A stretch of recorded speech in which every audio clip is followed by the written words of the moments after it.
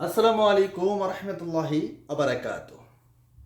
পিছনে আমাদের ঐতিহ্যবাহী চট্টগ্রাম বন্দর, আমাদের চট্টগ্রাম বন্দর। ইউনূস সরকার নাকি চট্টগ্রাম বন্দর বিক্রি করে দিছে। এক শ্রেণীর মানুষ এখন পাগল হয়ে গেছে, বলতেছে ইউনূস সরকার বিদেশির হাতে চট্টগ্রাম বন্দর বিক্রি করে দিছে।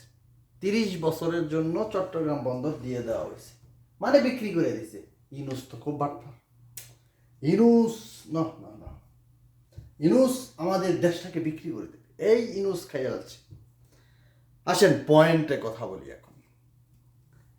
এই যে 54 বছরে বন্দর দুর্নীতিমুক্ত করছেন, পারছেন? ওই জায়গার ভিতরে যেই কর্মচারী কর্মকর্তা আছে, পারেন? দুর্নীতিমুক্ত করতে পারছেন? অভিজ্ঞতা পারছেন? শুধু অভিজ্ঞতা তৈরি করছেন আপনারা কি চুরি আর দুর্নীতি করার। চট্টগ্রাম বন্দর 100-র উপরে নাম্বারে আছে, অথচ ভিয়েতনাম আরো আশেপাশে ছোট ছোট দেশ তারা 6-7-এর মধ্যে বেলে আছে, আর আঙ্গরে 100 হে মাথায়। কোথায় র্যাঙ্কিং এত দূরে কেন? আপনাদের এই 54 বছরের অভিজ্ঞতা কোথায়? আজকে যারা বুঝাইতেছেন যে চট্টগ্রাম বন্দর বিক্রি করে দিছে, আরে ভাই, পাশের দেশ ইন্ডিয়াতেও বিদেশি অপারেটর দিয়ে বন্দর চালু করে, বিদেশি অপারেটরদের কাছে বন্দর দিয়ে রাখছে। পাশের দেশেও আছে, অভাব নাই। এটা শুধু বাংলাদেশও না, অভাব নাই।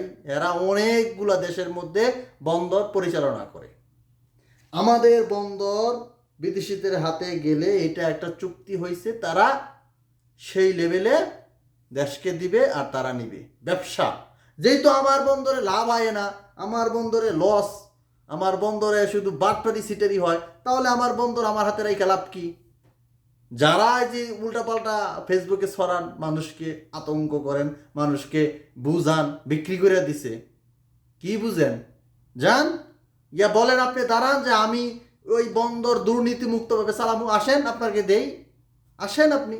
54 বছরে তো পারলেন না। বিভিন্ন রাজনৈতিক দল আছেন, কোথায়? যারা আজকে বলে যে বন্দর এই সমস্যা সেই সমস্যা, কোনো সমস্যা নাই, ভালো চলবে বন্দরে, বন্দর ভালো চলবে।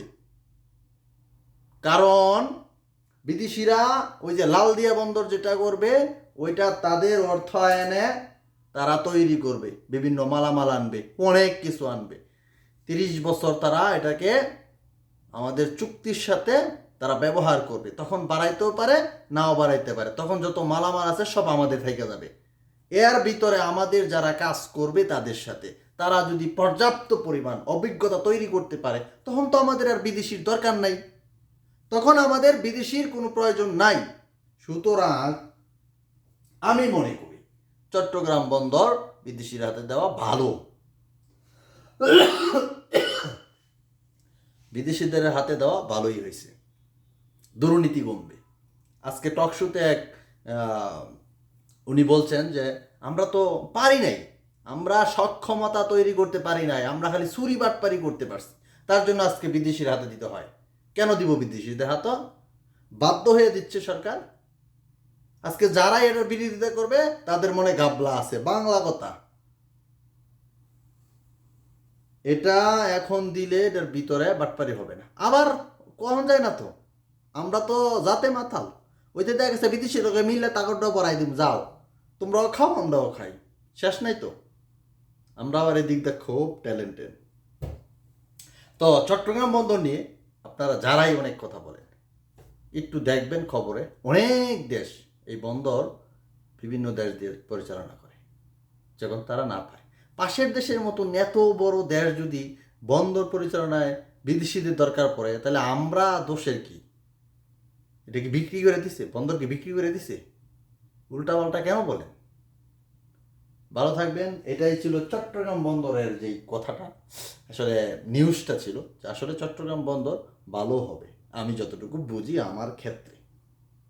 ভালো থাকবেন সবাই, লাইক কমেন্ট শেয়ার করতে পারেন এবং আপনার মতামত বলতে পারেন। ব্যবসায়ীদের জন্য ভালো হবে, তারা দ্রুত মাল খালাস করতে পারবে, তাদের কোনো সমস্যা হবে না, ঘুষ দিতে হবে না।